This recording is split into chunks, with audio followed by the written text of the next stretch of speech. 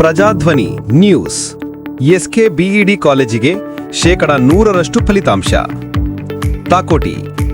ರಾಣಿ ಚೆನ್ನಮ್ಮ ವಿಶ್ವವಿದ್ಯಾಲಯವು 2024-2025ನೇ ಶೈಕ್ಷಣಿಕ ಸಾಲಿನ ಬಿಇಡಿ 4ನೇ ಸೆಮಿಸ್ಟರ್ ಪರೀಕ್ಷಾ ಫಲಿತಾಂಶ ಪ್ರಕಟಿಸಿದ್ದು, ಸ್ಥಳೀಯ ಶ್ರೀ ಖಾಸ್ಗತೇಶ್ವರ ಶಿಕ್ಷಣ ಮಹಾವಿದ್ಯಾಲಯದ ಫಲಿತಾಂಶವು 4ನೇ ಸೆಮಿಸ್ಟರ್ 100%ರಷ್ಟು ಫಲಿತಾಂಶ ಬಂದಿದೆ.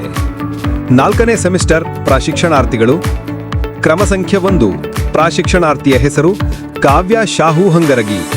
ಫಲಿತಾಂಶ 90.41%, 600 ಅಂಕಗಳಿಗೆ 541, ಪ್ರಥಮ ಸ್ಥಾನ. ಕ್ರಮ ಸಂಖ್ಯೆ 2. ಪ್ರಾಶಿಕ್ಷಣಾರ್ಥಿಯ ಹೆಸರು ಐಶ್ವರ್ಯ ಚೌಹಾಣ.